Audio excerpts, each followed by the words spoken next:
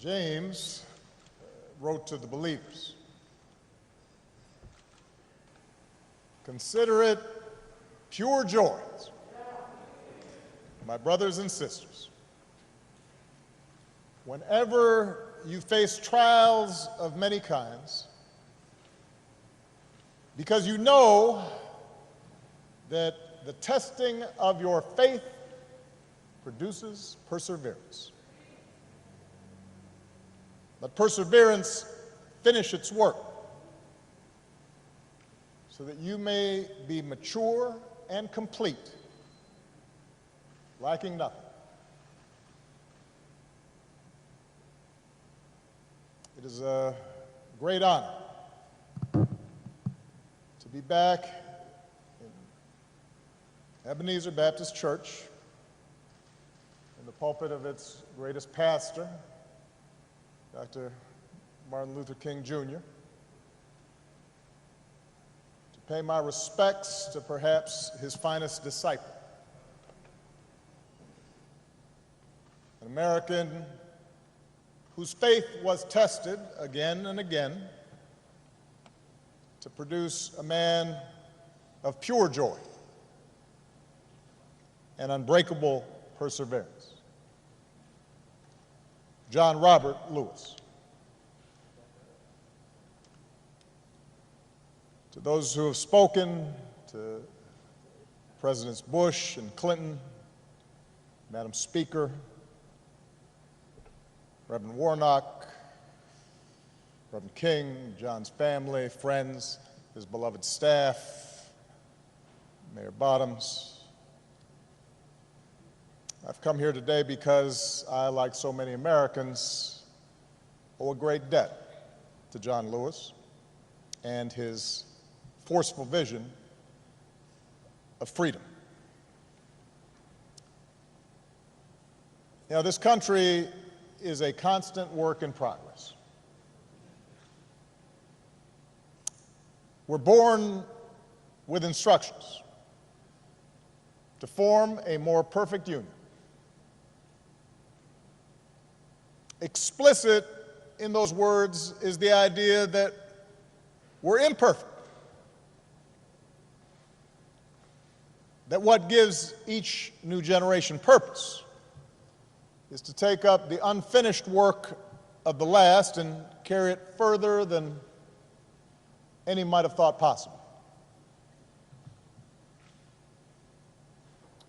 John Lewis, first of the Freedom Riders, head of the Student Nonviolent Coordinating Committee, youngest speaker at the March on Washington, leader of the march from Selma to Montgomery, member of Congress representing the people of this state and this district for 33 years, mentor to young people, including me at the time,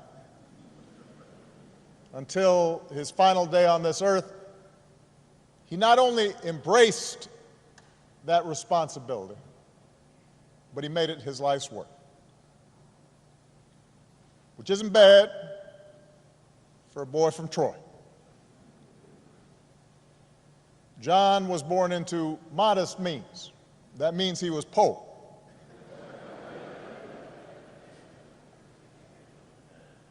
In the heart of the Jim Crow South, to parents who picked somebody else's cotton. Apparently, he didn't take to farm work. On days when he was supposed to help his brothers and sisters with their labor, he'd hide under the porch and make a break for the school bus when it showed up. His mother, Willie Mae Lewis, nurtured that curiosity in this shy, serious child.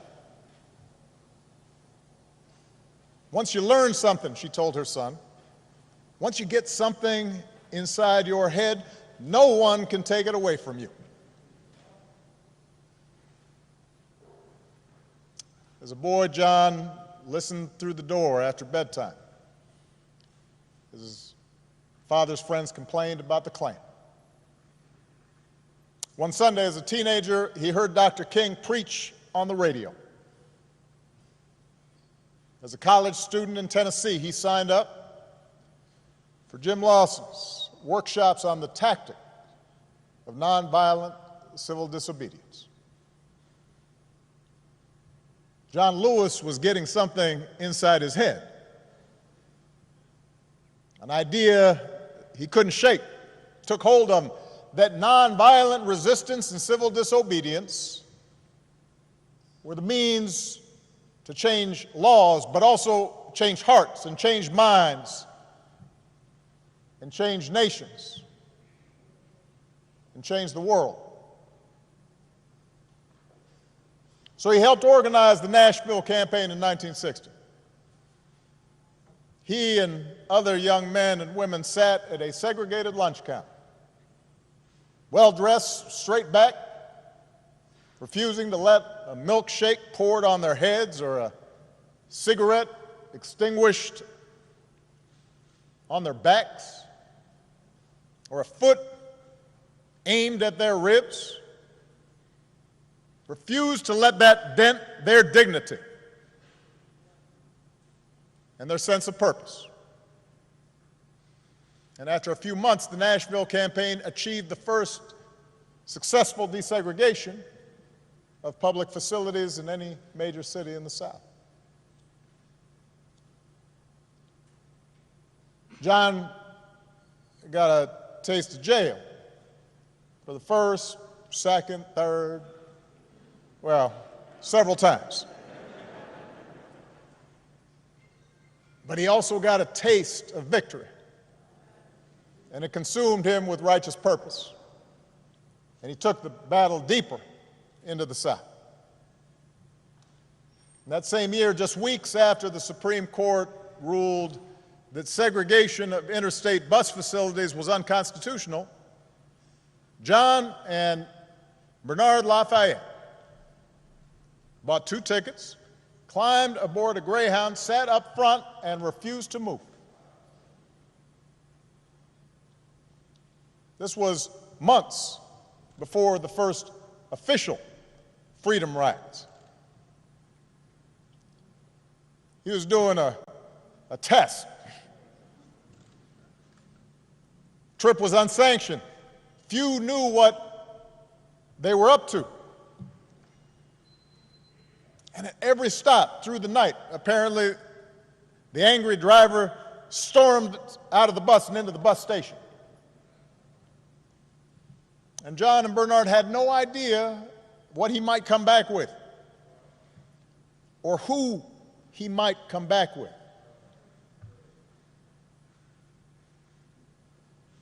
Nobody was there to protect them. There were no camera crews to record events.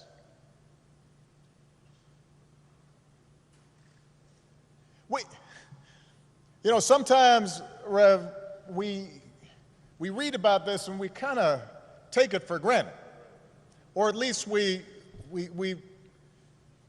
act as if it was inevitable. Imagine the courage of 2 people Malia's age, younger than my oldest daughter, on their own, to challenge an entire infrastructure of oppression. John was only 20 years old, but he pushed all 20 of those years to the center of the table, betting everything, all of it,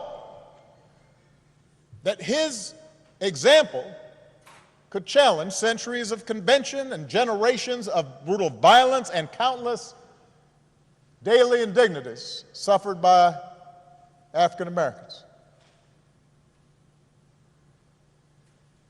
Like John the Baptist preparing the way, like those Old Testament prophets speaking truth to kings. John Lewis did not hesitate, and he kept on getting on board buses and sitting at lunch counters, got his mugshot taken again and again, marched again and again on a mission to change America.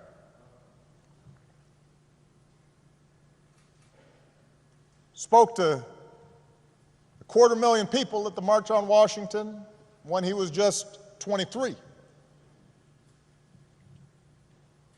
Helped organize the Freedom Summer in Mississippi when he was just 24. At the ripe old age of 25,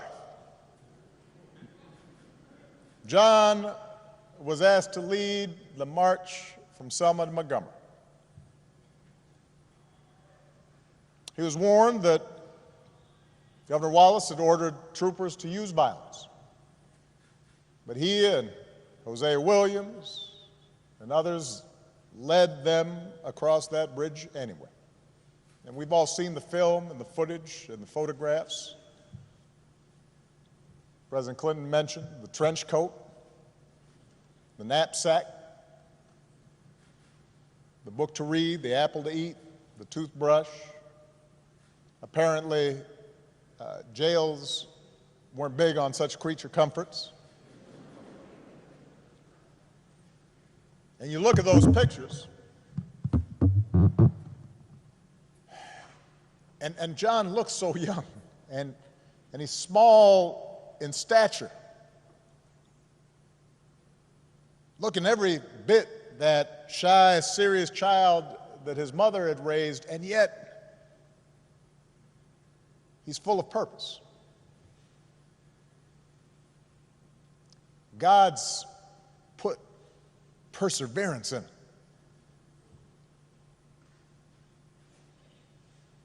And we know what happened to the marchers that day. Their bones were cracked by billy clubs, their eyes and lungs choked with tear gas. They knelt to pray, which made their heads easier targets. And John was struck in the skull, and he thought he was going to die. Surrounded by the sight of young Americans gagging and bleeding and trampled. Victims in their own country of state-sponsored violence. And the thing is, I imagine initially that day, the troopers thought they'd won the battle.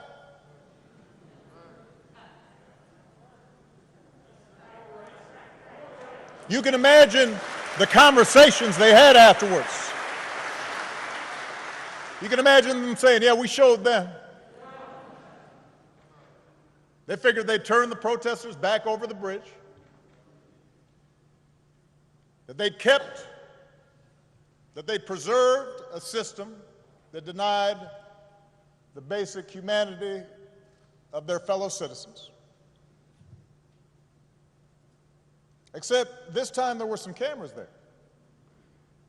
This time the world saw what happened, bore witness to black Americans who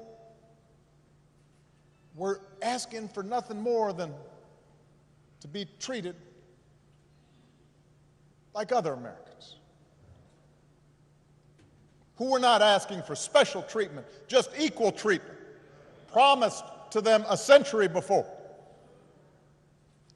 and almost another century before that. And when John woke up and checked himself out of the hospital, he would make sure the world saw a movement that was, in the words of Scripture, hard-pressed on every side, but not crushed. Perplexed, but not in despair. Persecuted, but not abandoned. Struck down, but not destroyed.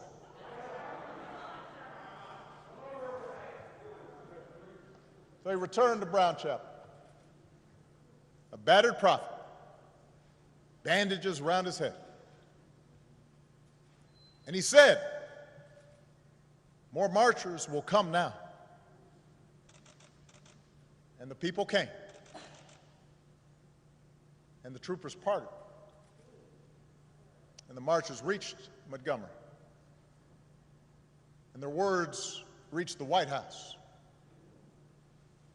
And Lyndon Johnson, son of the South, said, "We shall overcome." And the Voting Rights Act was signed into law. The life of John Lewis was in so many ways exceptional. It vindicated the faith in our founding, redeemed that faith. That most American of ideas, the idea that any of us, ordinary people without rank or wealth or title or fame, can somehow point out the imperfections of this nation and come together and challenge the status quo and decide that it is in our power to remake this country that we love until it more closely aligns with our highest ideals. What a radical idea. What a revolutionary notion, this idea that any of us, ordinary people, a young kid from Troy, can stand up to the powers and principalities and say, "No, this isn't right, this isn't true, this isn't just. We can do better." On the battlefield of justice, Americans like John, Americans like Reverends Lowry and C.T. Vivian, two other patriots that we lost this year, liberated all of us that many Americans came to take for granted. America was built by people like them. America was built by John Lewis's.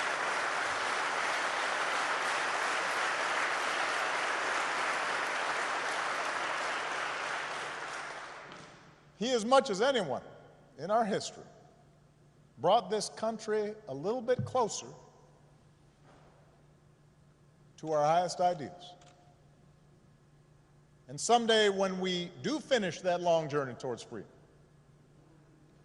when we do form a more perfect union, whether it's years from now or decades or even if it takes another 2 centuries, John Lewis will be a founding father of that fuller, fairer, better America.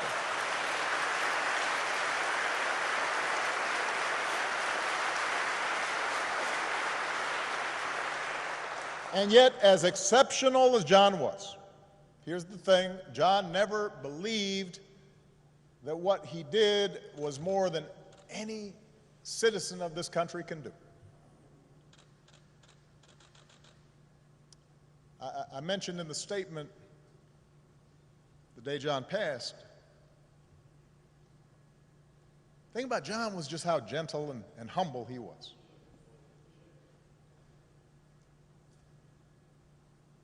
And despite this storied, remarkable career,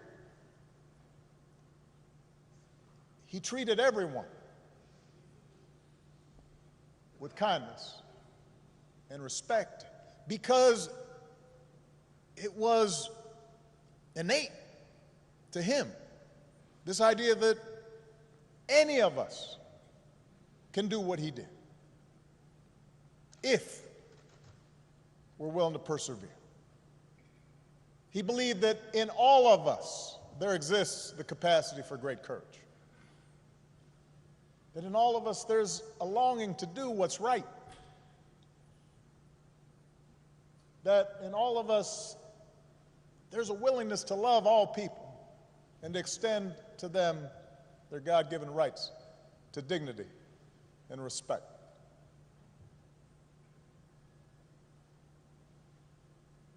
So many of us lose that sense.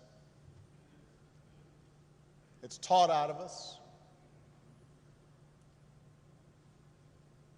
We start feeling as if,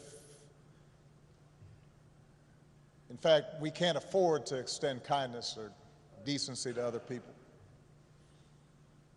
That we're better off if we're above other people and looking down on them.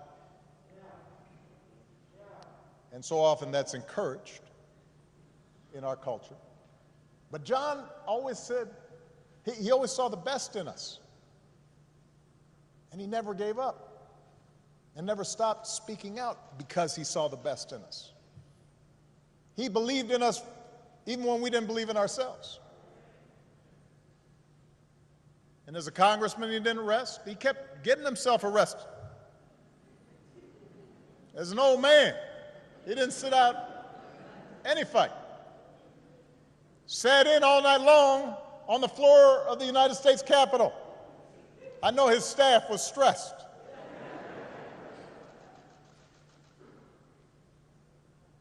But the testing of his faith produced perseverance.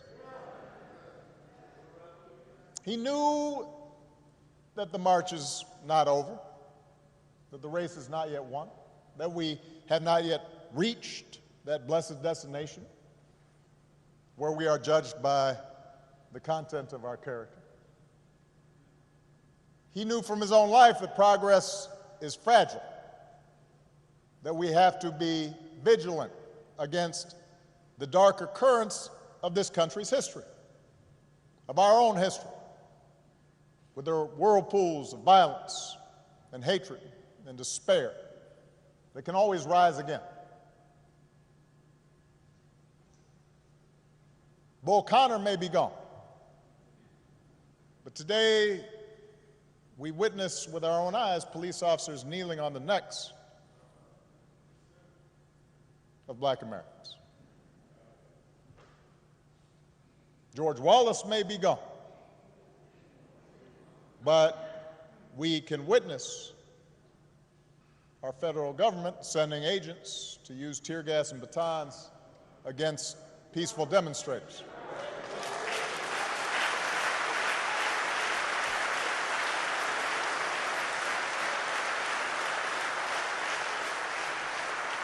We may no longer have to guess the number of jelly beans in a jar in order to cast a ballot. But even as we sit here, there are those in power who are doing their darndest to discourage people from voting by closing polling locations and targeting minorities and students with restrictive ID laws and attacking our voting rights with surgical precision, even undermining the Postal Service in the run-up to an election that's going to be dependent on mail-in ballots so people don't get sick.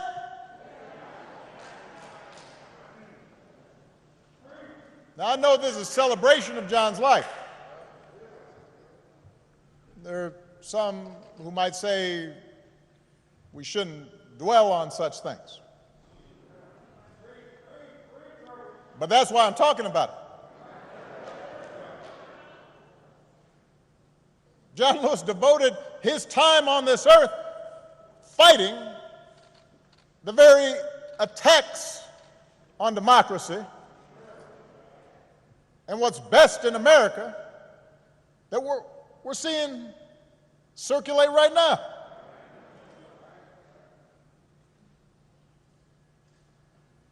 He knew that every single one of us has a God-given power, and that the fate of this democracy depends on how we use it. That democracy isn't automatic. It has to be nurtured. It has to be tended to. We have to work at it. It's hard. And so he knew that it depends on whether we summon a measure, just a measure of John's moral courage to question what's right and what's wrong and call things as they are. He said that as long as he had a breath in his body, he would do everything he could to preserve this democracy. And as long as we have breath in our bodies, we have to continue his cause. If we want our children to grow up in a democracy, not just with elections, but a true democracy, a representative democracy,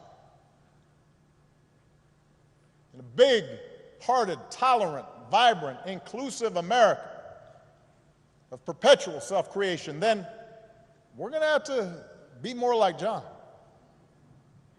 We don't have to do all the things he had to do because he did them for us, but we got to do something. As the Lord instructed Paul, do not be afraid. Go on speaking. Do not be silent, for I am with you, and no one will attack you to harm you, for I have many in this city who are my people. It's just, everybody's got to come out and vote.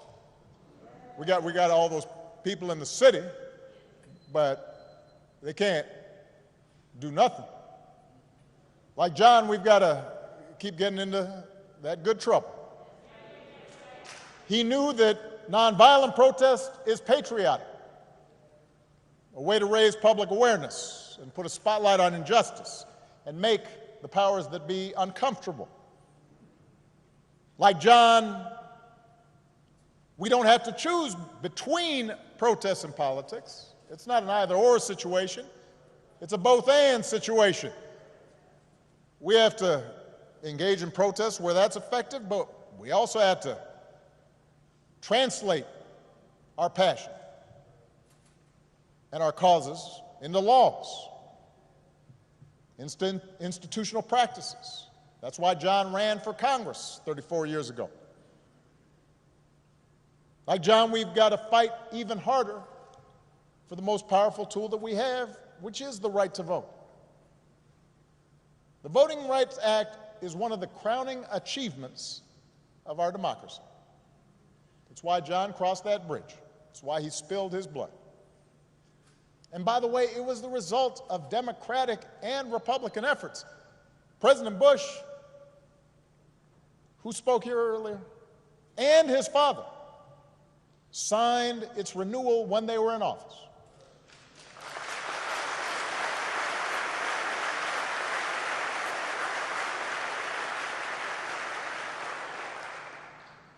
President Clinton didn't have to because it was the law when he arrived, so instead he made a law to make it easier for people to register to vote.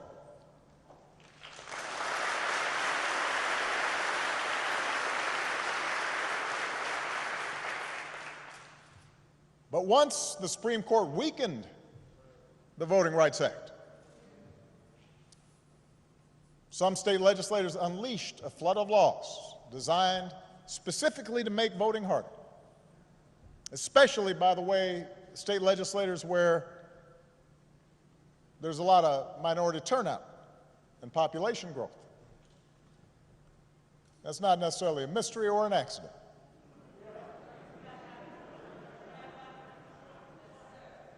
It was an attack on what John fought for. It was an attack on our democratic freedoms. And we should treat it as such. If politicians want to honor John, and I'm so grateful for the legacy and work of all the congressional leaders who are here, but there's a better way than a statement calling him a hero. You want to honor John? Let's honor him by revitalizing the law that he was willing to die for.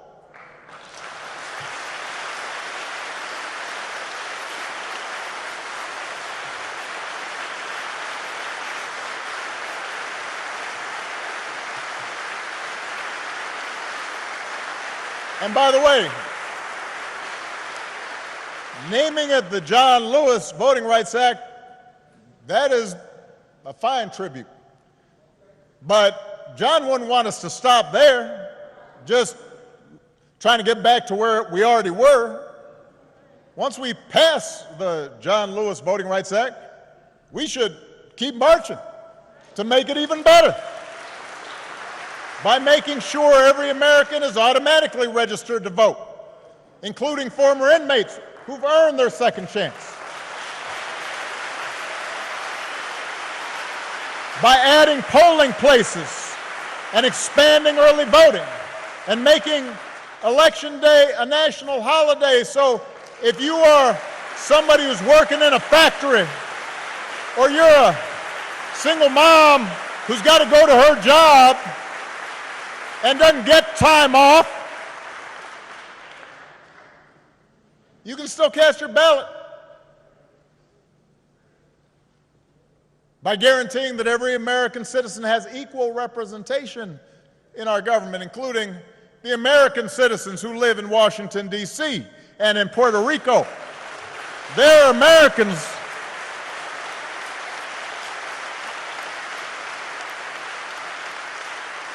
By ending some of the partisan gerrymandering so that all voters have the power to choose their politicians, not the other way around. And if all this takes eliminating the filibuster, another Jim Crow relic, in order to secure the God-given rights of every American, then that's what we should do. Now, even if we do all this, even if every bogus voter suppression law is struck off the books today, we've got to be honest with ourselves that too many of us choose not to exercise the franchise. Too many of our citizens believe their vote won't make a difference, or they buy into the cynicism that, by the way, is the central strategy of voter suppression, to make you discouraged, to stop believing in your own power. So we're also going to have to remember what John said. If you don't do everything you can do to change things, then they will remain the same. You only pass this way once. You have to give it all you have. As long as young people are protesting in the streets, hoping real change takes hold, I'm hopeful, but we can't casually abandon them at the ballot box. Not when few elections have been as urgent on so many levels as this one. We can't treat voting as an errand to run if we have some time. We have to treat it as the most important action we can take on behalf of democracy. And like John, we have to give it all we have.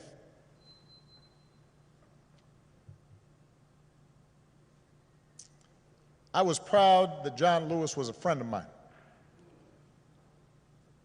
I met him when I was in law school. He came to speak. And I went up and I said, Mr. Lewis, you are one of my heroes.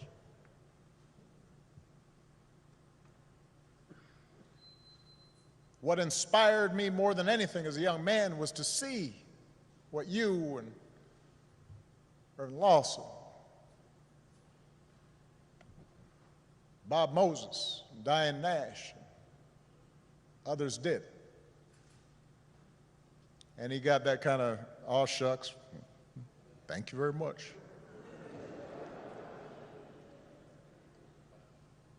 Next time I saw him, I'd been elected to the United States Senate.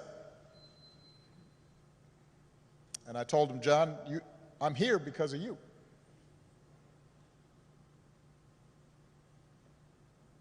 And on Inauguration Day in 2009,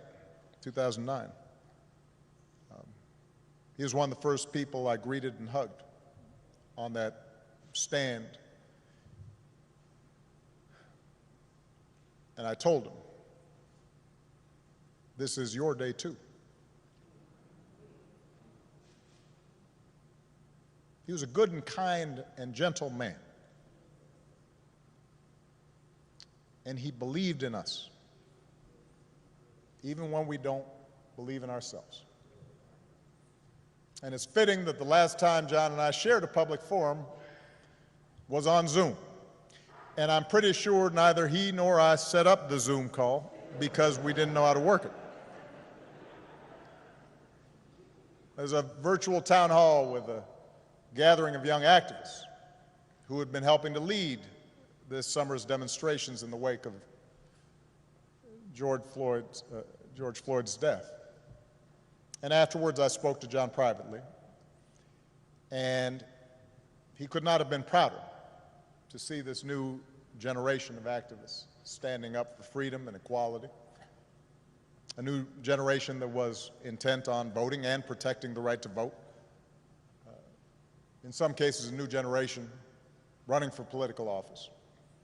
And I told him, all those young people, John, of every race and every religion, from every background and gender and sexual orientation, John, those are your children. They learned from your example, even if they didn't always know it. They had understood through him what American citizenship requires, even if they'd only heard about his courage through the history books. By the thousands, faceless, anonymous, relentless young people, black and white, have taken our whole nation back to those great wells of democracy which were dug deep by the founding fathers in the formulation of the Constitution and the Declaration of Independence. Dr. King said that in the 1960s, and it came true again this summer. We see it outside our windows in big cities and rural towns, in men and women, young and old, straight Americans and LGBTQ Americans, blacks who long for equal treatment, and whites who can no longer accept freedom for themselves while witnessing the subjugation of their fellow Americans.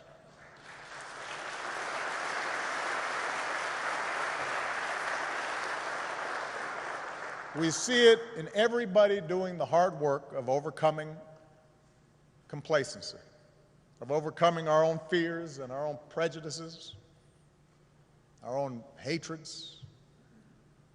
You see it in people trying to be better, truer versions of ourselves. And that's what John Lewis teaches us. That's where real courage comes from, not from turning on each other, but by turning towards one another, not by sowing hatred and division, but by spreading love and truth,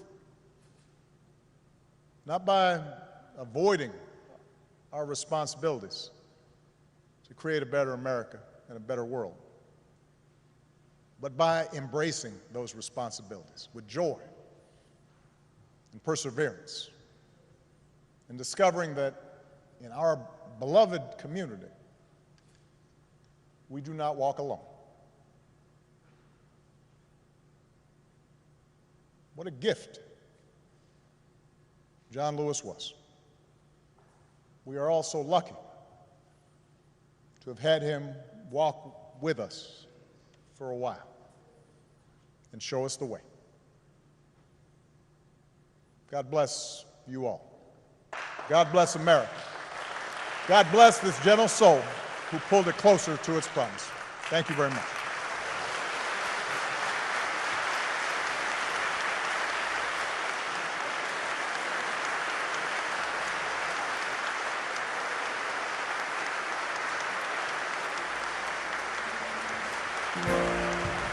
Thank you.